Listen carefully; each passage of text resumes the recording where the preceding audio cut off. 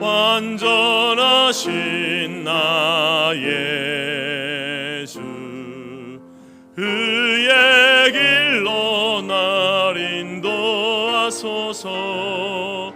행하신 모든 일 주님의 영광 다 경배합니다. 예배합니다. 찬양합니다. 주님만 날 다스리소서. 예배합니다. 찬양합니다. 주님 홀로 높임 받으소서. 완전하신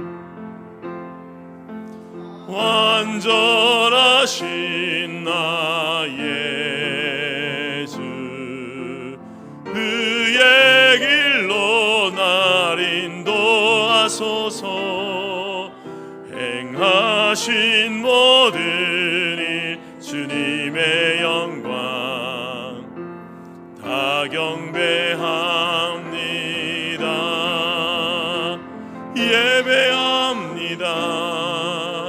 찬양합니다.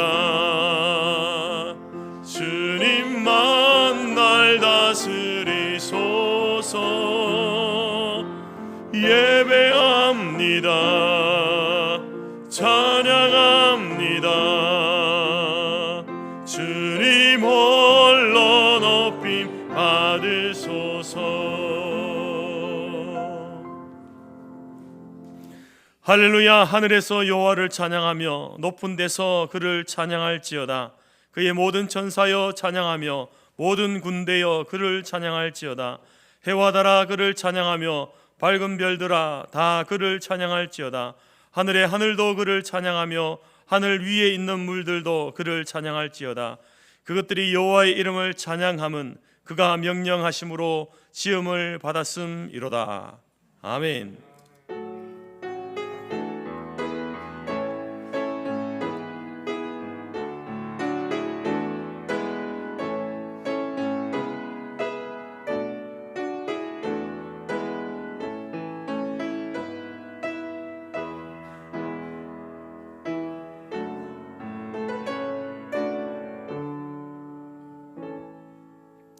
사도신경으로 우리의 신앙을 고백합니다.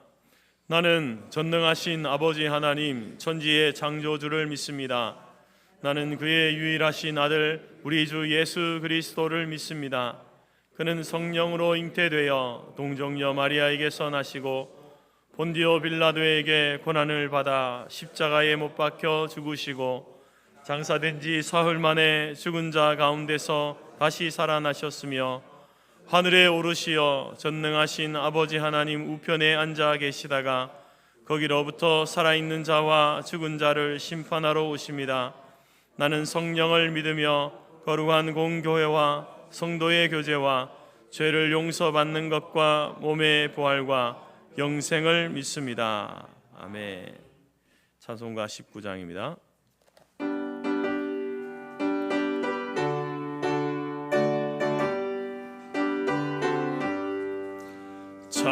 찬송하는 소리 있어 사람 기뻐하도다.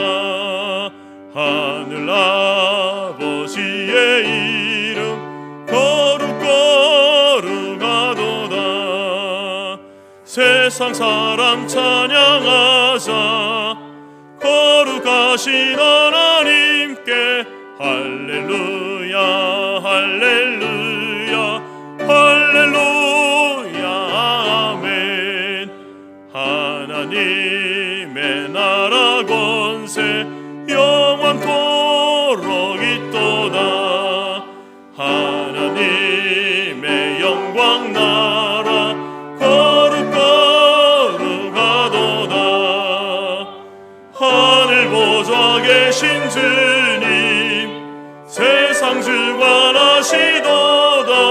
할렐루야 할렐루야 할렐루야 아멘. 하나님의 크신 섭리 그 뜻대로 되도다. 우리 아버지의 뜻은 거룩거룩하도다. 주여 속히 임하셔서 기쁜 나를 주옵소서. 할렐루야 할렐루야 할렐루야 아멘 아멘. 찬송가 뒤편에 교동문 125번입니다. 사순절 둘째 주일 시편 교동문 125번입니다. 하나님이여 사슴이 시냇물 찾기에 갈급함같이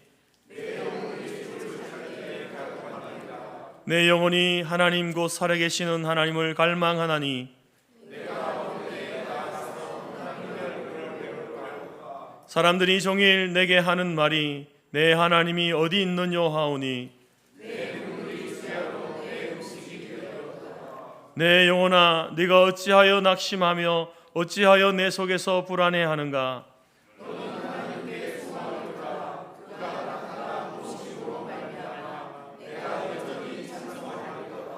낮에는 여호와께서 그의 인자하심을 베푸시고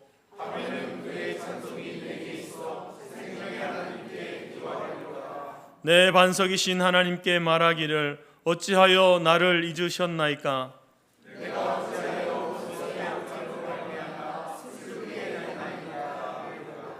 내 뼈를 찌르는 칼같이 내 대적이 나를 비방하여 늘 내게 말하기를 내 영혼아 네가 어찌하여 낙심하며 어찌하여 내 속에서 불안해하는가. 너는 하나님께 소망을 두라. 나는 그가 나타나 도우심으로 말미암아 내 하나님을 여전히 찬송하리로다. 아멘. 자리에 앉으시겠습니다. 찬송가 540장입니다.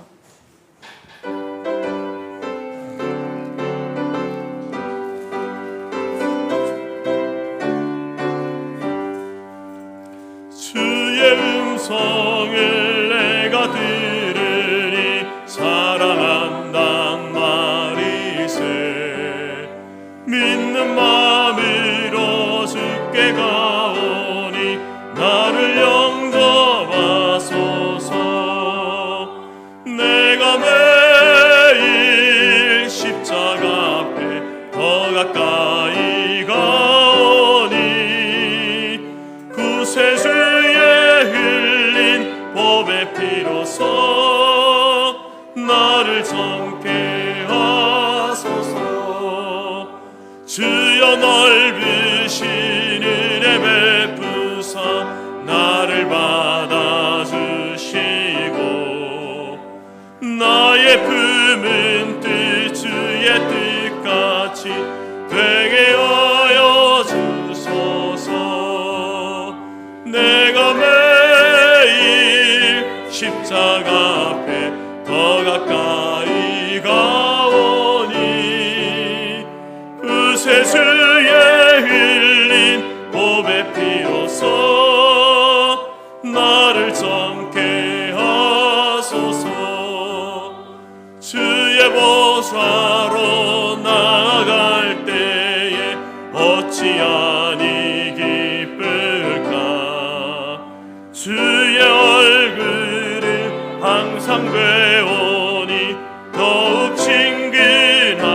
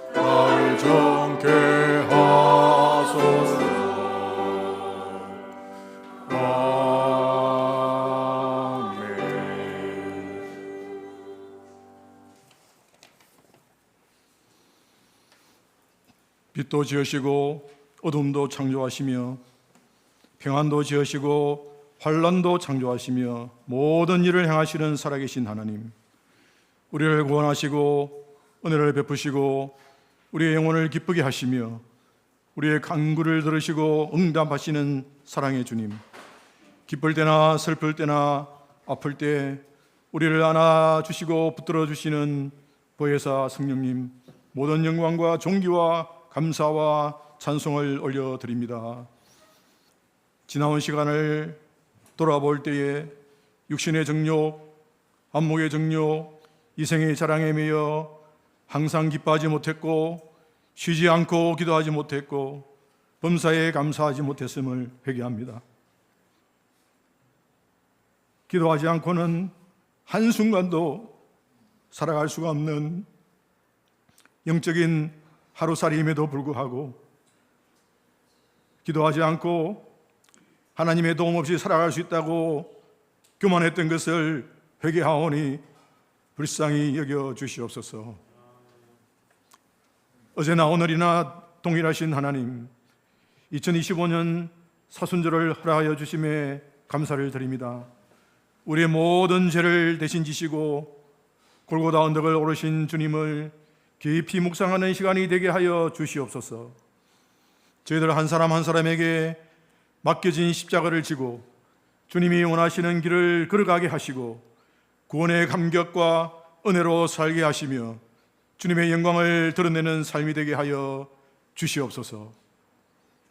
살아계신 하나님, 이 나라와 이 민족을 불쌍히 여겨 주시옵소서.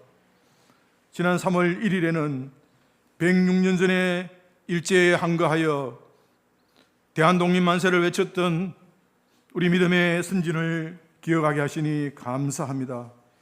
믿음의 선진들이 이 민족의 어두움과 아픔을 가슴에 품고 기도하였듯이 지금은 주의 자녀들이 온 땅을 두루 감찰하시는 주님께 전심전력으로 기도하게 하여 주시옵소서.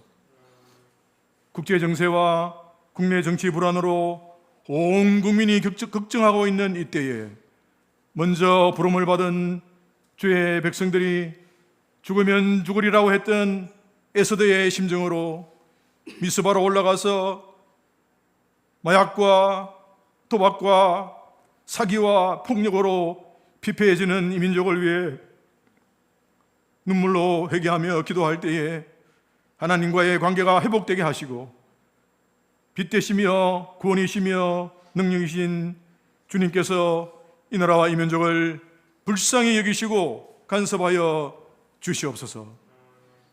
사랑의 주님, 성도 공동체를 기억하여 주시고 은혜를 부어 주시옵소서. 내 삶을 두고 맹세하노라.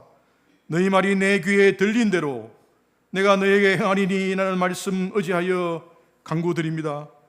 첫사랑을 회복하는 공동체가 되게 하셔서 주님께서 주신 창신동 지역의 복음화를 위해 귀하게 쓰임받는 공동체, 하나님의 영광을 드러내는 성도 공동체가 되게 하여 주시옵소서.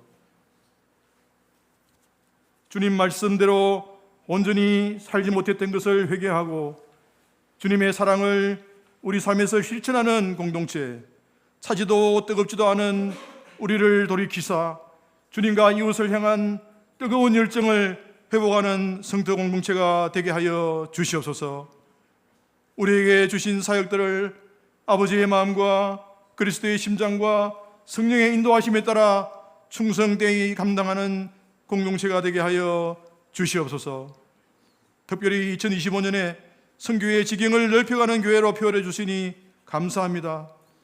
내가 전심으로 여호와께 감사하며 주의 모든 기이한 일들을 전하리이다라는 다윗의 고백처럼 우리에게 행하신 놀라운 일들을 하나님을 알지 못하는 자들에게 전하는 전도자의 삶을 살게 하시고 한 영혼만이라도 주님께 인도할 수 있는 능력을 부어 주시옵소서.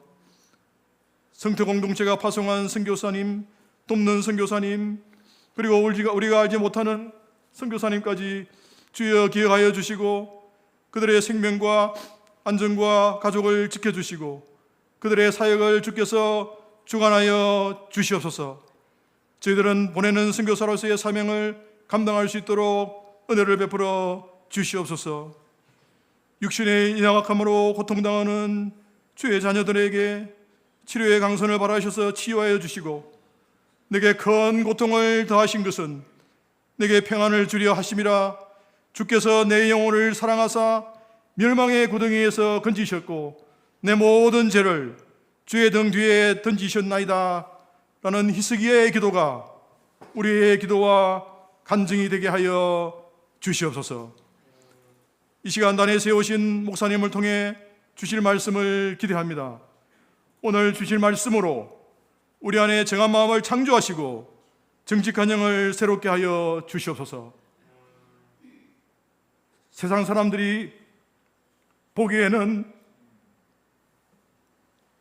근심하는 자 같으나 항상 기뻐하는 저희들 되게 하여 주시고, 세상 사람들이 보기에는 가난한 자 같으나 많은 사람을 부욕해 하는 저희들 되게 하여 주시고, 세상 사람들이 보기에는 아무것도 없는 자 같으나 모든 것을 가진 저희들 되게 하여 주시옵소서. 찬양대의 찬양을 받아주시고 이 시간 신령과 진정으로 드리는 이 예배를 주님께서 홀로 영광 받으시기를, 우리를 구원해 주시고 변화시켜 주시고 새 생명을 주신 예수 그리스도 이름으로 기도드렸사옵나이다.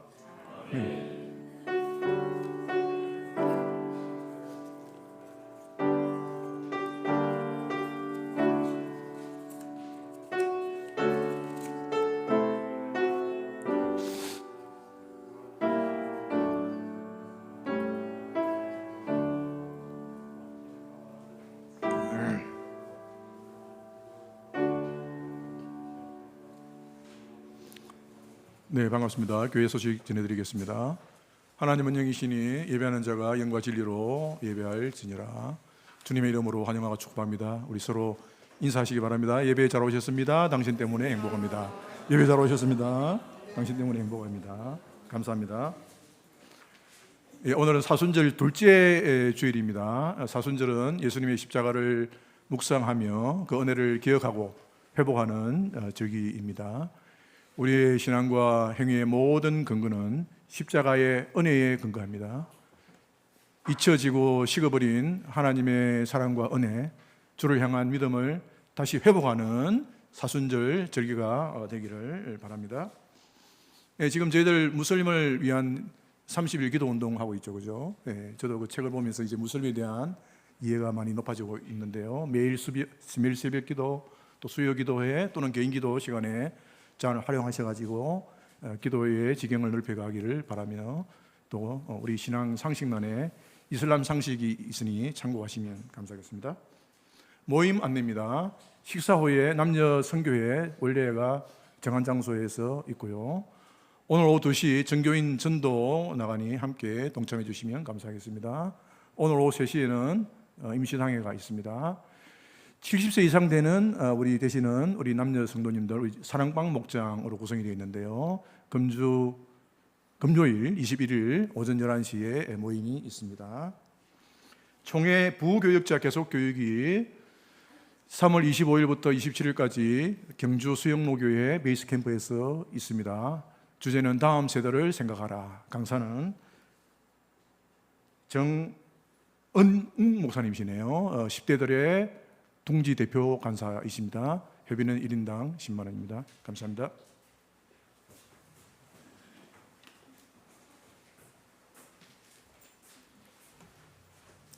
찬송 317장 우리 찬양하면서 준비한 예물 드리겠습니다.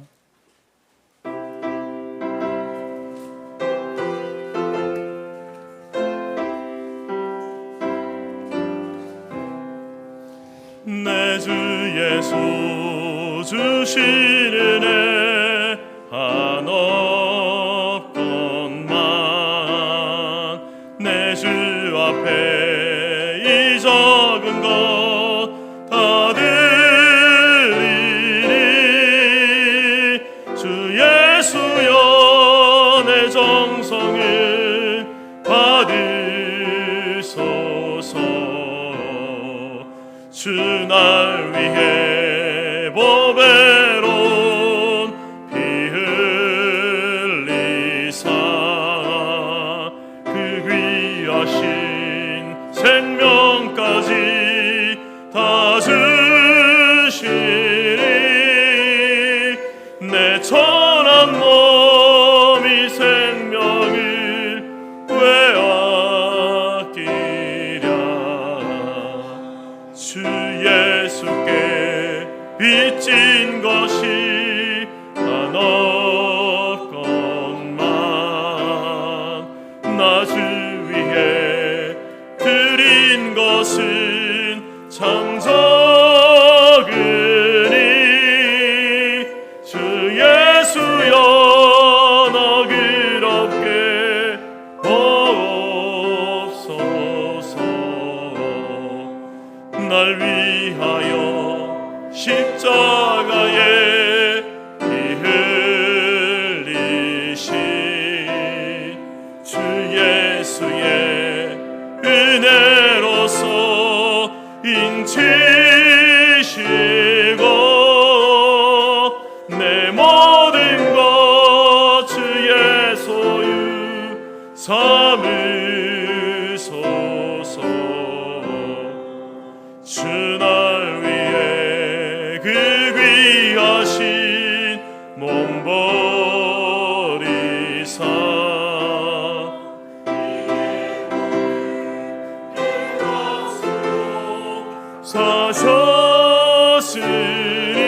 사셨으니 내 생명도 주 예수께 바칩니다.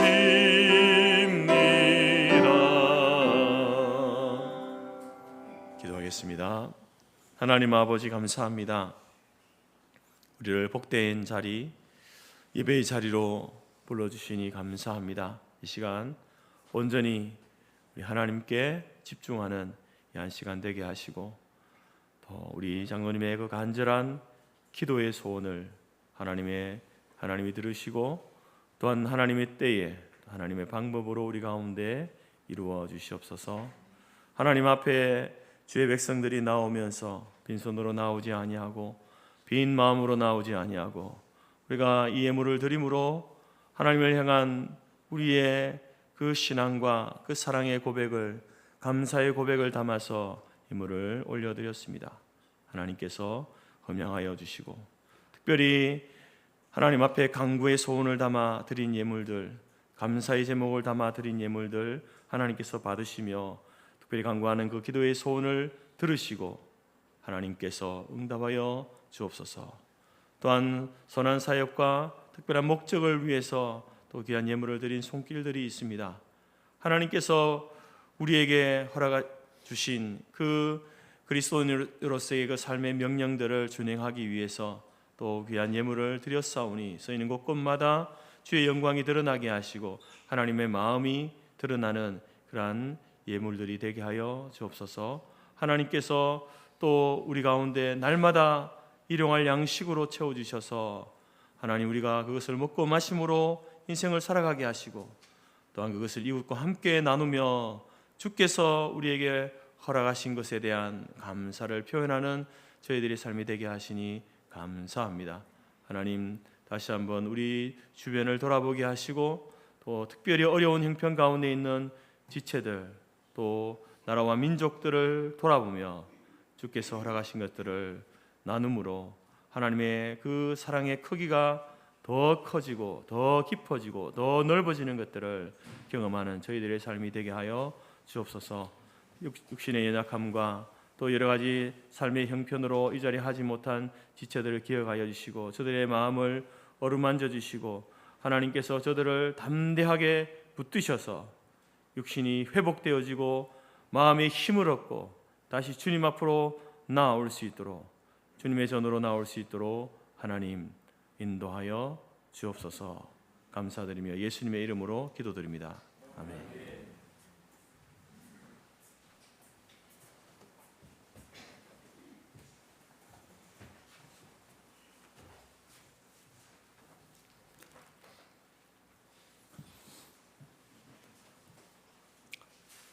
하나님이 우리에게 주신 말씀은 누가복음 11장 1절에서 4절이며 신약 111페이지입니다. 앞 화면에도 있습니다. 예수께서 한 곳에서 기도하시고 마치심에 제자 중 하나가 여짜오되 주여 요한이 자기 제자들에게 기도를 가르친 것과 같이 우리에게도 가르쳐 주옵소서. 예수께서 이르시되 너희는 기도할 때 이렇게 하라. 아버지여 이름이 거룩히 여김을 받으시오며 나라가 임하시오며 우리에게 날마다 일용할 양식을 주시옵고 우리가 우리에게 죄 지은 모든 사람을 용서하오니 우리 죄도 사하여 주시옵고 우리를 시험에 들게 하지 마시옵소서 하라. 아멘.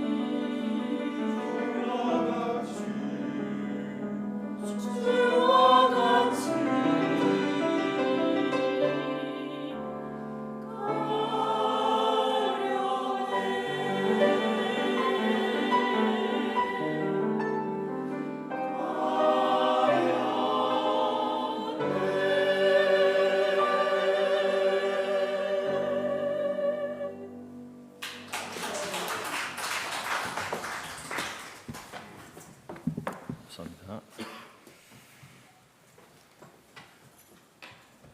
저희들은 지난 3월 5일부터 사순절 기간을 지나고 있습니다.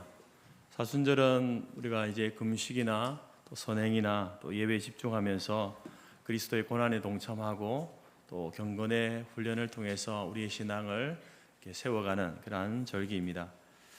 특별히 많은 시간을 우리가 이 절기에는 말씀을 묵상하고 또 기도하는 그러한 시간인데, 그래서 오늘은 우리가 이 새벽에 묵상했던 말씀 가운데 기도에 대한 예수님께서 가르쳐 주신 기도를 통해서 기도에 대한 주제로 말씀을 나누고자 합니다.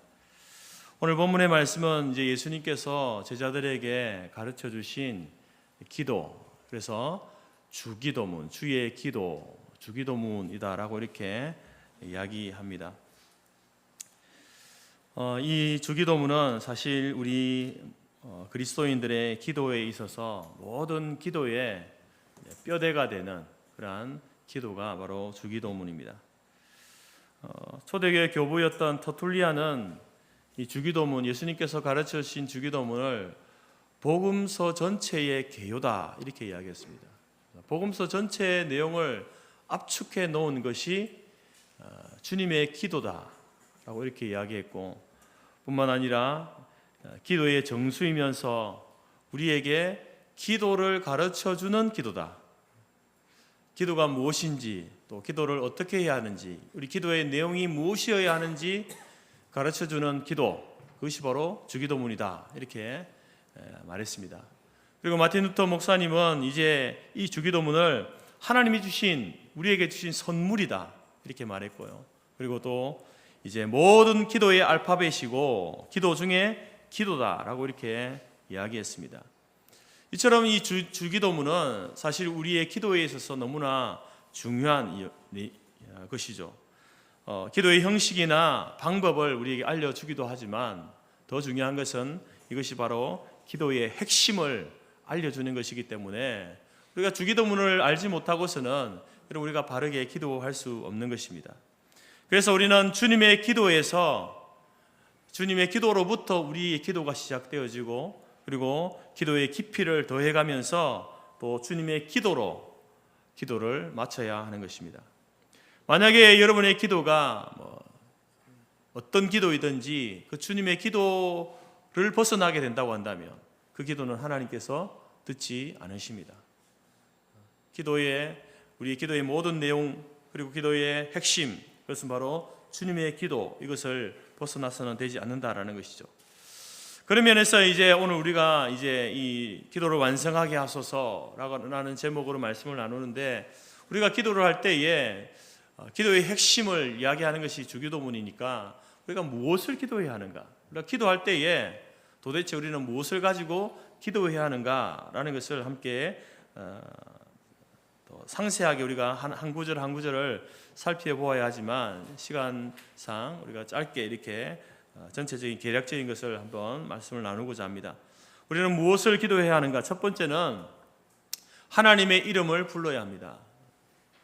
우리의 기도는요, 하나님을 부르는, 처음 우리의 모든 기도는요, 하나님을 부르는 그 부름으로 시작되어집니다. 특별히 여러분, 오늘 본문에서는 예수님께서 우리의 기도를 가르쳐 주시면서 하나님을 뭐라고 부릅니까?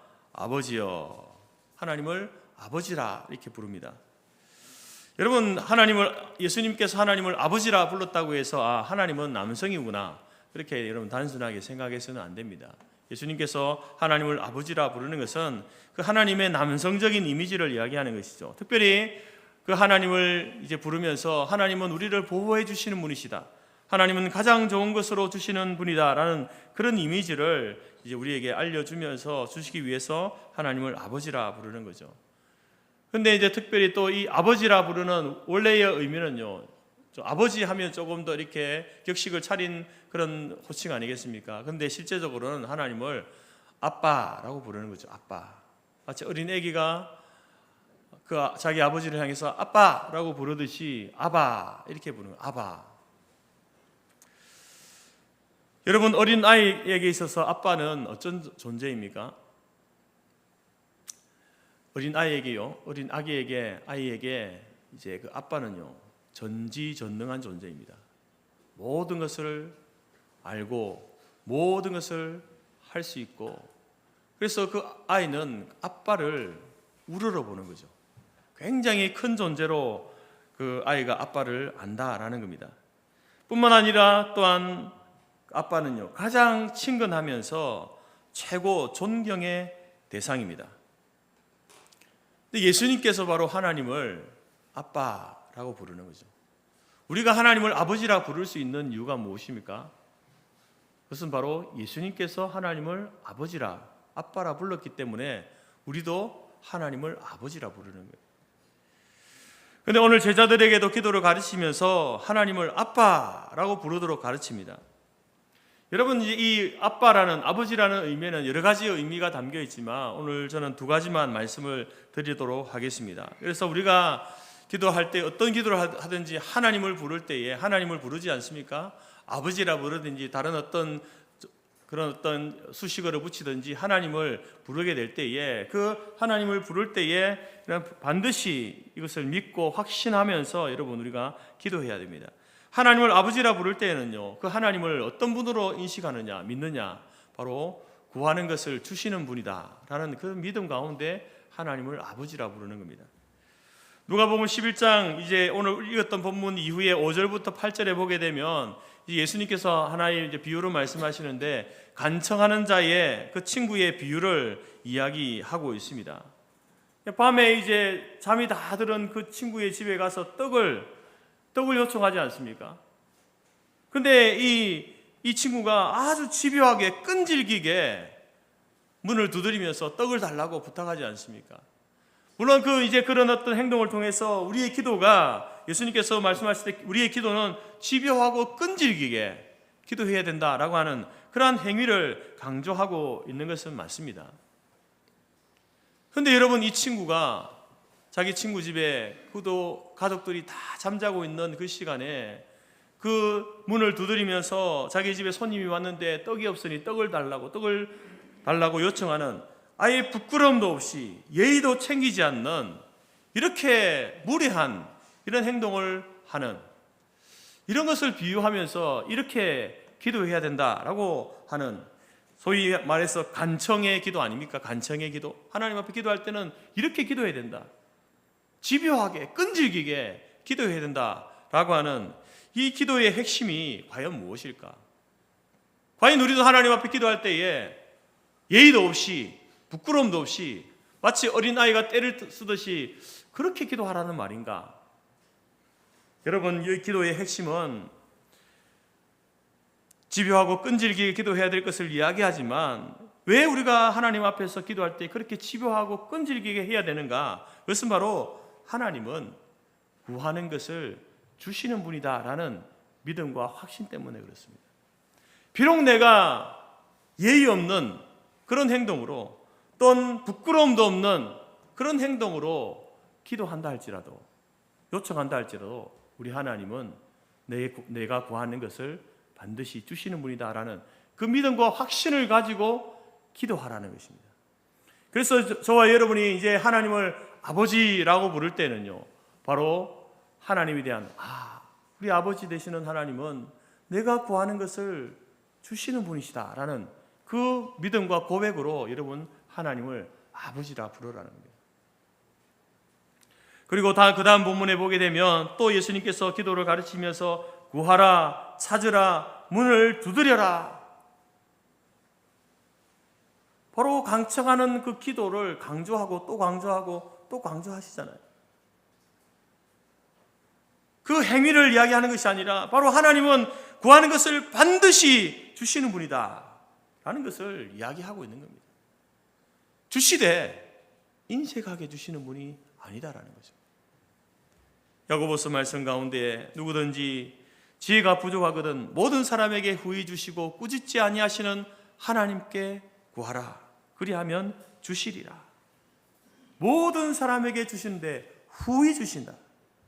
후히 주시는, 인색하지 않습니다. 또한 디모데전서 6장 17절에서 내가 이 세대의 부한 자들을 명하여 마음을 높이지 말고 정함이 없는 재물에 소망을 두지 말고 오직 우리에게 모든 것을 후히 주사 누리게 하시는 하나님께 너의 마음을 둬라. 여러분, 우리 하나님은 바로 우리가 구하는 것을 주실 때에 풍성하게 후하게 주신다는 거예요. 그래서 시편 기자도 이렇게 이야기합니다. 나는 너를 애굽 땅에서 인도하여 낸 내 하나님 여호와이니 내 입을 넓게 열라 내가 채우리라. 하나님 앞에 여러분 기도할 때에 우리 하나님께서는 우리가 요구하는 것에 풍성하게 주시는 분이다. 여러분들이 하나님을 아버지, 아빠라고 부를 때에 하나님 우리가 구하는 것을 주시는 분, 주시되 풍성하게 내가 미처 구하지 못한 것까지도 예비하여 주시는 하나님이시다라는 그 믿음과 확신 가운데에 하나님을 아버지라 부르시기 바랍니다. 두 번째로 여러분, 하나님을 아버지라 부를 때는요, 그 의미 속에는 위험에서 보호해 주시는 분이다라는 의미가 그 속에 담겨 있습니다.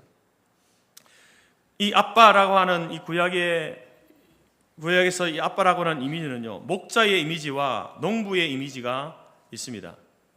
스피커 조금 줄여주세요. 하우링이 예송합니다.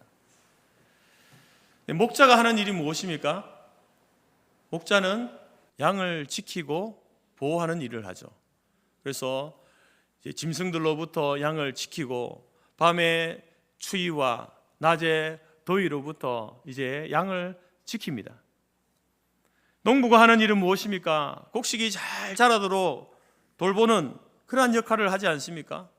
그래서 그 필요한 것이 무엇인지를 그것을 제때제때 공급해주는 그러한 일들이 농부가 하는 일입니다. 이처럼 이제 우리가 하나님을 아버지다라고 부를 때에는 바로 그렇게 하나님께서 자기의 백성들을, 자기의 자녀들을 지키시고 돌보시는 하나님이시다. 그런 신뢰 가운데에 하나님을 아버지라 불러야 된다는 겁니다. 다윗은 여러분 그 하나님의 아버지 되심을 몸소 체험했던, 경험했던 사람입니다. 그래서 시편 23편에서 그는 고백하기를 뭐라고 고백합니까? 여호와는 나의 목자시니, 여호와 하나님을 나의 목자라고 그렇게 고백합니다. 자기가 실제로 목동으로 있으면서 양을 어떤 마음으로 지켰는지 그가 경험했기 때문에 그가 이제 광야로 도망다니면서 그 사울의 그 미움과 시기와 질투를 피하여서 도망다니면서도 그 광야에서 하나님께서 나를 목자와 같이 지키셨다라고 고백하지 않습니까? 여호와는 나의 목자시니 내게 부족함이 없으리로다. 내가 사망의 음침한 골짜기로 다닐지라도 해를 두려워하지 않을 것은 주께서 나와 함께 하심이라. 주의 지팡이와 막대기가 나를 안위하시나이다. 나를 지켜주신다. 여러분, 우리가 기도할 때에 하나님을 아버지, 하나님 아버지 혹은 아빠라고 부를 때에 여러분 반드시 이 두 가지를 고백하고 확신하면서 기도하시기 바랍니다. 하나님 당신은 나를 모든 위험에서 보호해 주시는 분이십니다. 하나님 당신은 내가 구하는 모든 것을 반드시 주시되 후히 주시고 꾸짖지 아니하시는 하나님이십니다. 이런 믿음과 확신 가운데, 고백 가운데 여러분 하나님을 아버지라고 부르시기 바랍니다. 두 번째로 우리가 기도해야 될 것은요, 하나님의 뜻에 순종하기를 기도해야 됩니다. 2절 말씀을 보십시오. 이름이 거룩히 여김을 받으시오며 나라가 임하시오며, 그리고 이제 다른 본문에 보게 되면 그 이후에 뜻이 하늘에서 이룬 것 같이 땅에서도 이루어지이다, 이렇게 이제 기도하고 있습니다. 여러분, 이 기도의 의미가 무엇입니까? 이름이 거룩히 여김을 받으시오며 나라가 임하시오며, 그것은 바로 하나님의 이미 임한 하나님의 나라, 하나님의 나라에 내가 통치를 받고 있다. 그리고 하나님의 그 이름이 나로 말미암아 칭송받게 되어지기를 원합니다. 그런 기도가 이름이 거룩히 여김을 받으시오며 나라가 임하시오며 라는 그 기도의 의미입니다. 여러분, 우리가, 저와 여러분이 대한민국의 국민 아닙니까? 그런데 여러분, 우리가 언제 진정한 대한민국의 국민이 될까요? 물론 우리는 태어나면서 대한민국에서 태어났으니까 대한민국 국민인데, 진정한 의미의 대한국민은 대한민국의 국민은 언제 되는가? 그것은 바로 이 국민이라고 하는 것은 국가가 베푸는 특권만 누리는 사람이 아니라 국가의 의무를, 국가를 향한 국민의 의무를 다할 때에 그때서 비로소 그가 진정한 국민이 되는 겁니다. 마찬가지로 여러분, 우리가 언제 하나님의 나라의 백성이 될까요? 언제 하나님의 나라의 백성이 되겠습니까? 그것은 바로 우리가 하나님 나라의 백성으로서의 어떤 특권만을 주장하는 그러한 때가 아니라 하나님 나라의 백성으로서의 의무를 다할 때에 그때서야 비로소 우리가 하나님 나라의 백성이 되는 거예요. 그럼 하나님 나라의 백성으로서의 가장 중요한 의무가 무엇이겠습니까? 그것은 다른 것이 아니라 그 하나님 나라의 의무 여러 가지가 있지만 이것을 가장 집약해 놓은 것이 무엇입니까? 바로 순종이라는 겁니다. 순종.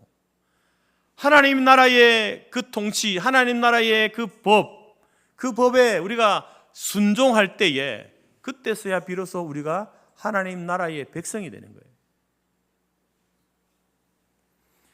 하나님의 이름이 거룩히 여김을 받기 위해서, 그래서 우리는 우리에게 거룩하라 하신 그 말씀에 우리가 순종할 때에 여러분 그것이 가능해지는 거예요. 하나님은 존재 자체가 거룩하신 분입니다.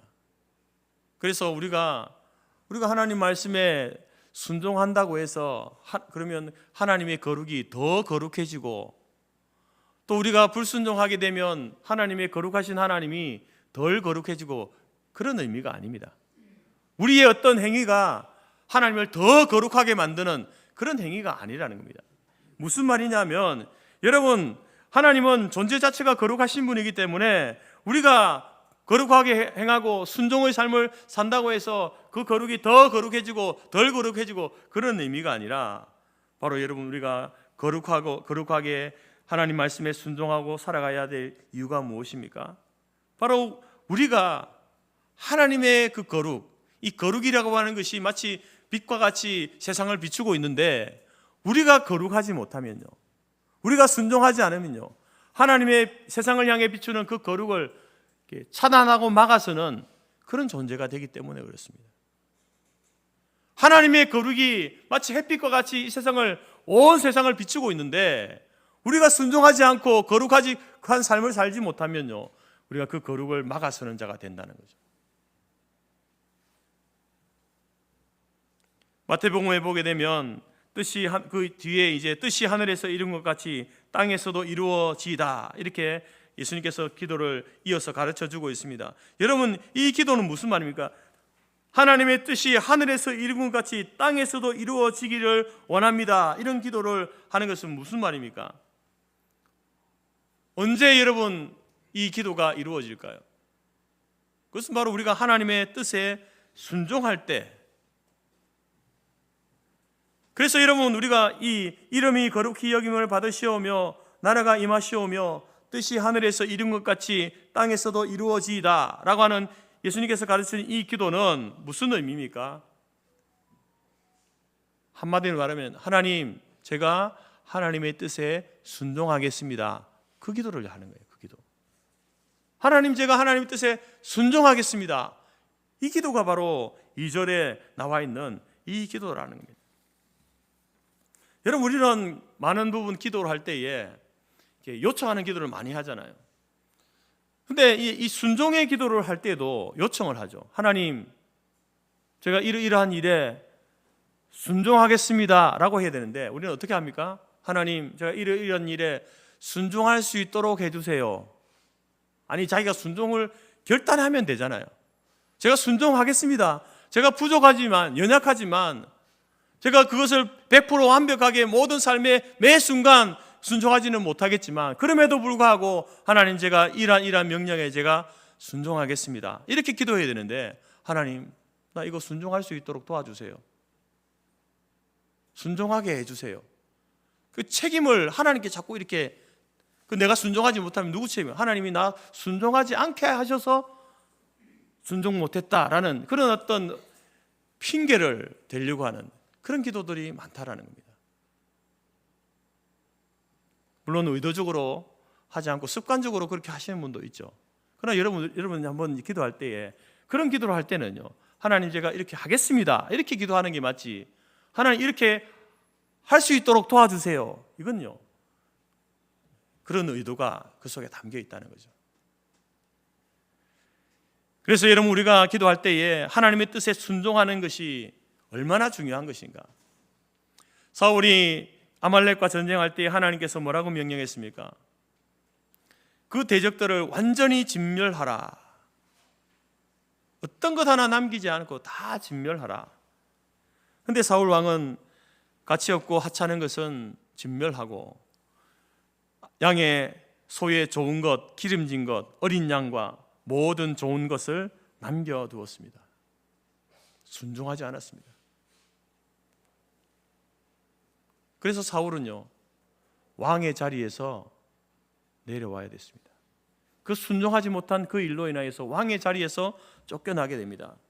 그리고 사무엘 선지자는 이 사건을 두고 이렇게 말합니다. 하나님은 번제나 다른 제사를 그의 목소리를 청종하는 것보다, 순종하는 것보다 좋아하지 않으신다. 순종이 제사보다 낫고 듣는 것이 순양의 기름보다 낫다. 여러분, 우리는 그래서 날마다 기도할 때에 하나님의 뜻이 하늘에서 이룬 것 같이 땅에서 이루어지기를 원합니다. 이 예수님이 가르치신 기도대로 하나님, 제가 하나님의 뜻에 순종하기를 원합니다. 제가 순종하겠습니다. 순종을 결단하는 기도를 우리가 해야 된다는 겁니다.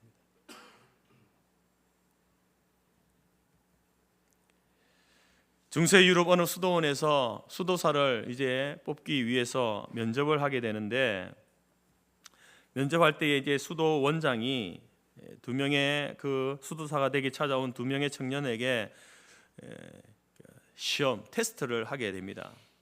어떤 테스트를 했냐면은 이 두 사람에게 배추 모종을 주고 밭에 가서 배추를 심어라, 이렇게 이제 이야기를 했습니다.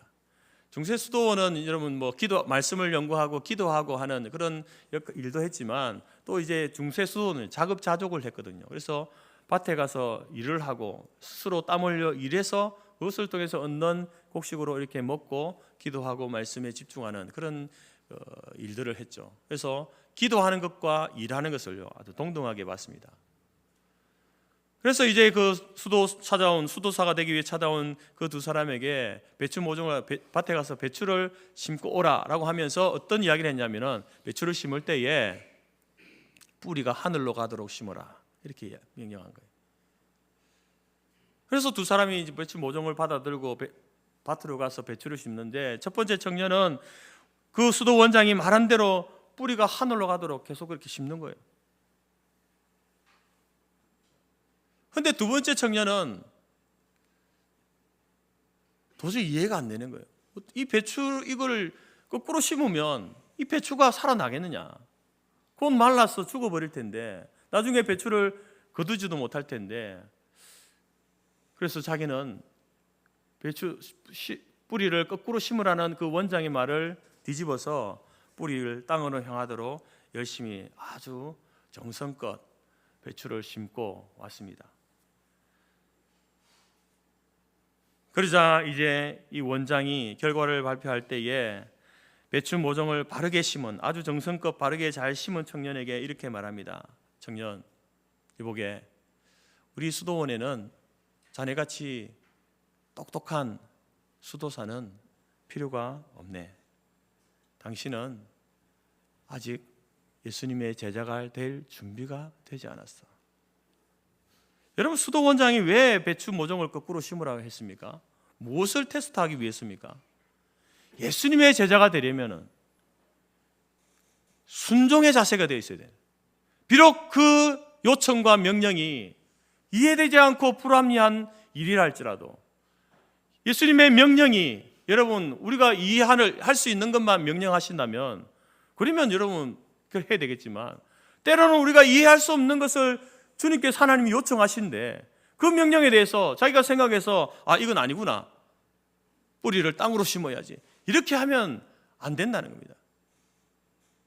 그런 사람은 주님의 제자가 되기 아직 준비가 안 된 거예요.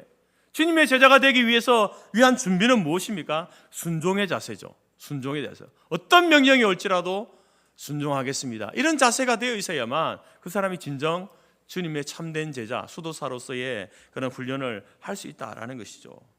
여러분, 우리의 기도도 바로 하나님의 뜻에 순종하는 기도가 되어야 하는 것입니다.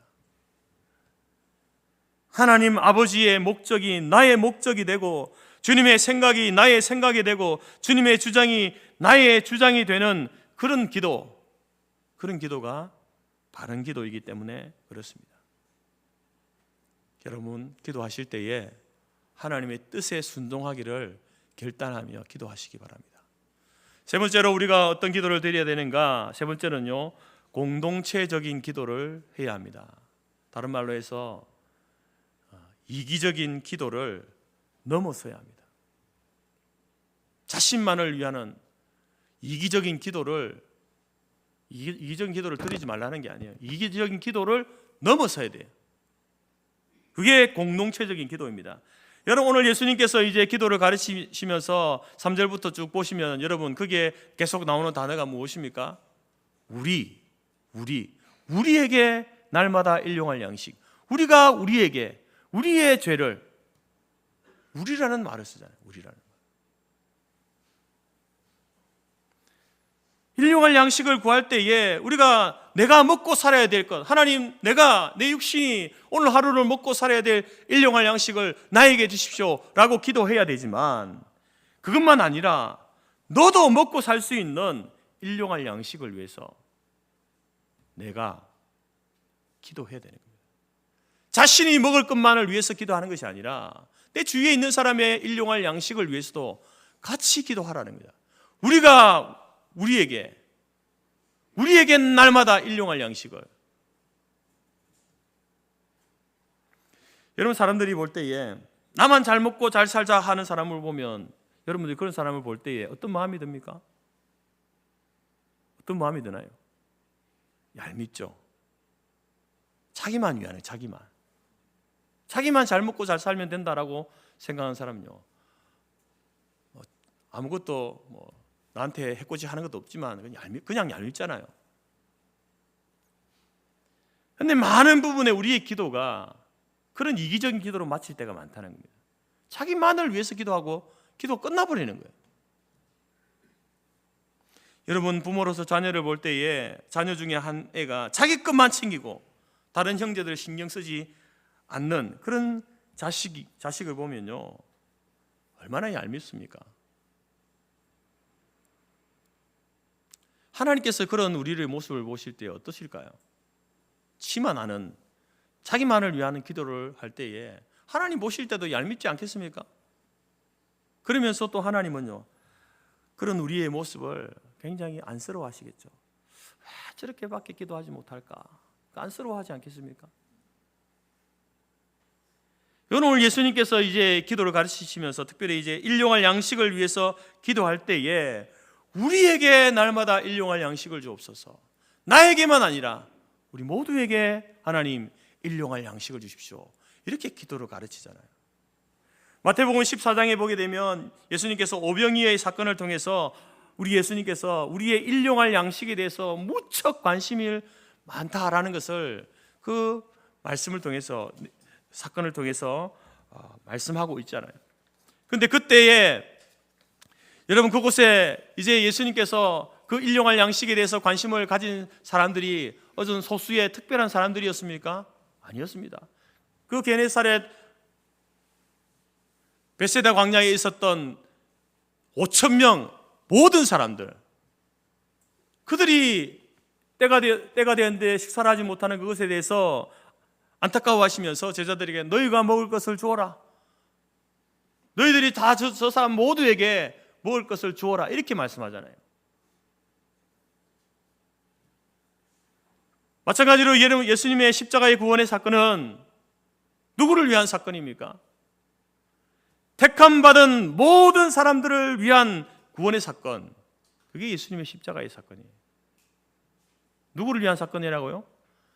택함받은 모든 사람들을 구원하시기 위한 사건이 십자가의 사건입니다. 이처럼 여러분, 우리가 드리는 우리의 육신의 필요를 위해서 드리는, 혹은 영적인 필요를 위해서 드리는 이러한 기도는 그래서 공동체적인 것이 되어야 됩니다.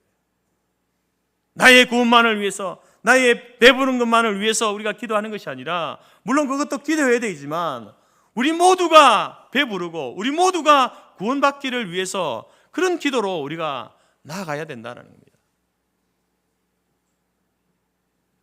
그래서 우리는 그런 이 공동체적인 기도가 기도만 아니라,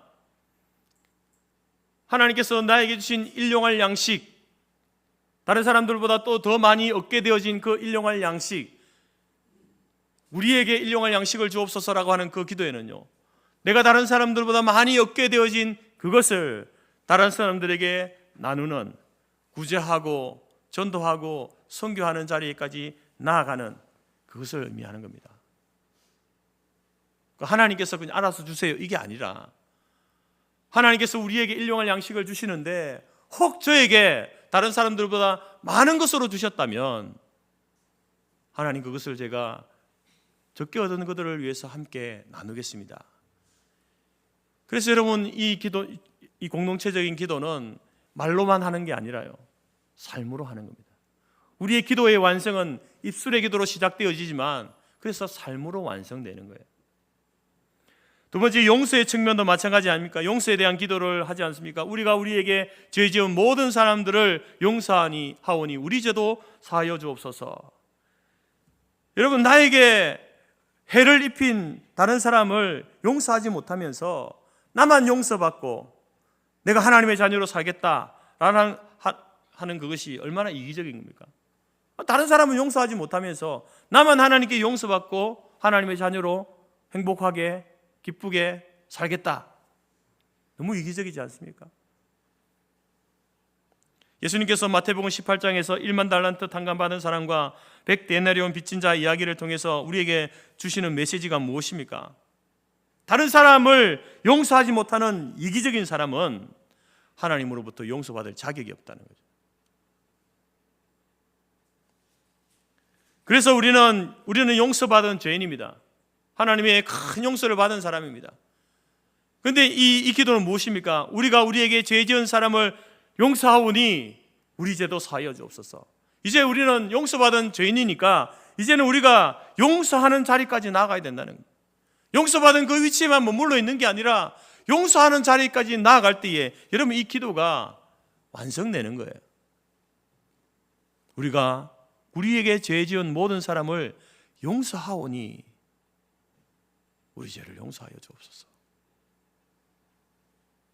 세 번째는 무슨 기도입니까? 시험에 들지 않게 해달라는 기도 아닙니까? 시험에 들지 않게 해달라, 유혹에 빠지지 않게 해달라, 실족하지 않게 해달라. 여러분, 많은 사람들이 유혹에 무너지고 넘어집니다. 우리가 시험을 받는다는 것, 유혹에 빠진다라는 것은요, 어떤 의미냐면 하나님과의 관계가 멀어진다는 것을 의미합니다. 우리의 우선순위에서 하나님의 말씀이 차선이 되고 세상적인 욕심, 욕망이 최우선되는 것, 그것이 시험에 빠지는 것, 유혹에 빠진 것, 실족하게 되는 거죠. 그런 이러한 시험과 이러한 유혹은요, 누구에게나 올 수 있습니다. 목사에게도 올 수 있고요, 장로에게도, 권사, 집사, 이런 모든 성도들의 모든 사람들에게 이런 유혹은 누구에게나 있다라는 겁니다. 그래서 누구나 넘어질 가능성을 갖고 있는 것이죠. 그래서 우리는 우리 스스로가 그런 유혹에 빠지지 않도록 우리 자신을 위해서 기도해야 합니다. 그렇게 기도에 마치는 것이 아니라 서로를 위해서, 하나님, 우리 목사님 그 유혹에 빠지지 않도록, 넘어지지 않도록 하나님 도와주십시오. 하나님, 우리 장로님, 우리 권사님, 우리 집사님 세상 가운데 살면서 유혹에 넘어지지 않도록 도와주십시오. 하나님, 우리 교회 성도들, 우리의 자녀들, 우리의 지체들 세상을 살아가면서 그 자신의 욕망과 그 욕심 때문에 무너지지 않도록 하나님을 최우선하는 삶을 살 수 있도록 하나님 도와주십시오. 그래서 우리는 서로를 위해서, 서로가 여러분 죄의 유혹에 빠지지 않도록 기도해야 된다는 겁니다. 예수님께서는 바로 이런 일용할 양식의 기도, 용서의 기도, 또한 죄의 유혹에 무너지지 않는 그런 기도를 할 때에 자신만을 위해서 그렇게 기도하지 말고 우리를 위해서, 우리 공동체를 위해서, 전체를 위하여서 기도할 것을 우리에게 가르쳐주고 있다라는 겁니다. 여러분, 사순절은 예수님의 행적과 예수님의 말씀을 깊이 묵상하는 절기입니다. 특별히 또한 기도하는, 예수님의 기도를 닮아 기도하는 절기 아니겠습니까? 여러분은 이 절기에 무엇을 기도하시겠습니까? 무엇을 기도하시겠습니까? 사순절의 기도라고 하는 기도시가 있는데요. 여러분은 이 기도시를 이제 낭송으로 먼저 한번 들어보도록 하겠습니다. 들어주십시오.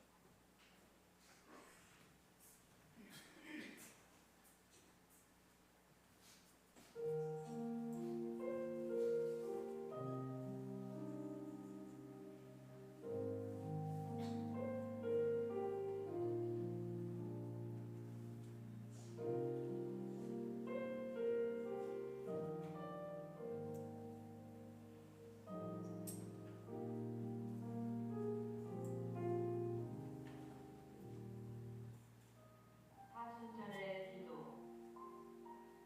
빈손 들고 서 있는 앙상한 나뭇가지들을 보면 주님 앞에 서 있는 나의 모습을 보는 듯합니다. 아무것도 내놓을 것 없이 부끄러운 모습으로 매서운 겨울바람에 힘든 시간들이었다고 언제나 몸만 물들고 주 앞에 항상 빈손이었습니다. 사르르는 주의보다 더 가혹한 십자가에 못 박힌 내 죄를 위한 고난이건만 순환당한 주님을 생각하기보다 언제나 내 입장은 내색입니다. 돌멩이보다 더 단단한 나직과 나무 껍데기처럼 두꺼운 죄악의 옷을 입고 내려놓을 줄 모르는 자아가 이 사순절에 깨지게 하소서. 두 손을 번쩍 든 나무들처럼 주님 앞에 모두 일어서서 십자가에 못 박는 망치 소리와 가상 실현의 동성을 놓치지 않고 있게 하소서. 먼 땅을 딛고 서 있는 나무들처럼 믿음의 두 발로 든든히 서서 죽음을 이긴 주님처럼 부활의 신앙으로 거듭나게 하소서.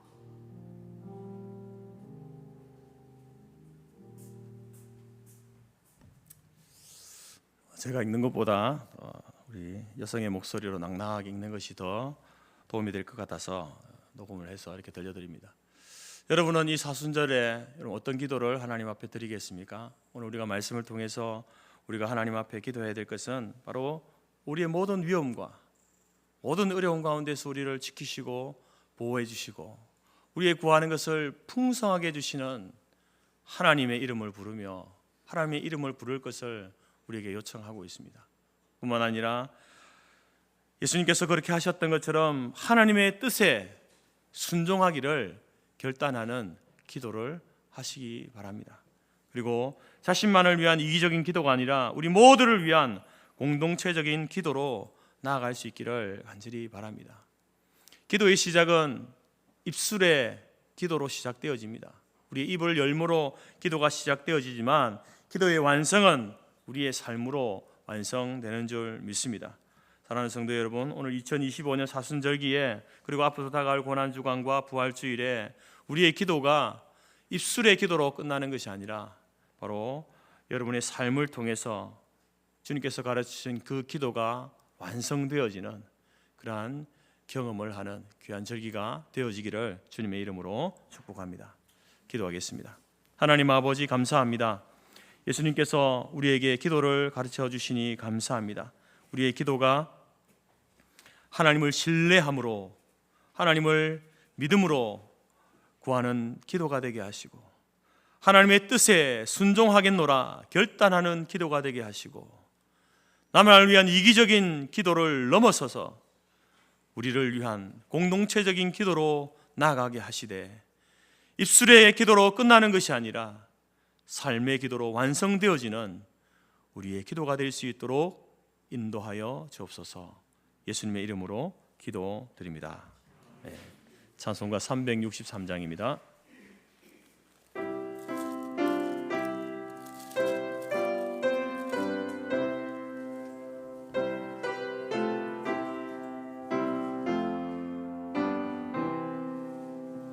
내가 깊은 곳에서 주를 불러 아뢰니 주여 나의 간구를 주심 바라고 보좌 앞에 나가니 은혜 내려주소서. 주가 죄를 살피면 누가 능히 서리요. 오직 주만 모든 죄 용서하여 주시니 주님 앞에 떨면서 용서하심 빕니다. 파수꾼이 새벽을 기다리고 바라듯 나의 영혼 주님만 간절하게 바라네. 이스라엘 백성아 주를 바라보아라. 주의 크신 은혜와 그의 능력 바라라. 주의 깊은 은총에 우리 구원이 있으니 변함없는 주님만 믿고 기다릴지라. 기도하겠습니다. 지금은 우리 주 예수 그리스도의 은혜와 하나님 아버지의 크신 사랑과 성령의 교제 교통 충만케 하신 은혜가 주님의 십자가의 고난을 묵상하고 주님의 행적과 말씀을 묵상하며 주님의 기도를 닮아 기도의 훈련을 쌓아가는 이 사순절 고난주간 부활의 절기에 하나님을 아버지라 부르며 하나님의 뜻에 순종하기로 결단하며 이기적인 기도를 넘어서서 우리를 향한 공동체적인 기도로, 입술의 기도로만 아니라 삶의 기도로 우리의 기도를 완성해 가기로 마음에 소원하고 작정하는 모든 주의 성도들 머리 위에와 그들의 가정과 기업과 자녀와 우리가 속한 성터교회와 재건재단 위에 지금부터 영원토록 함께 있을지어다. 아멘.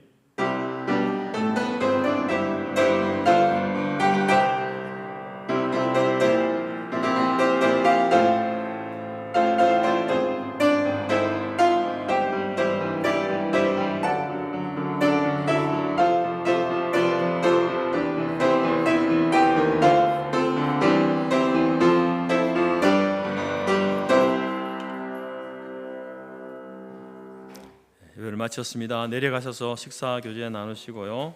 2시에 정교인 전도 있습니다.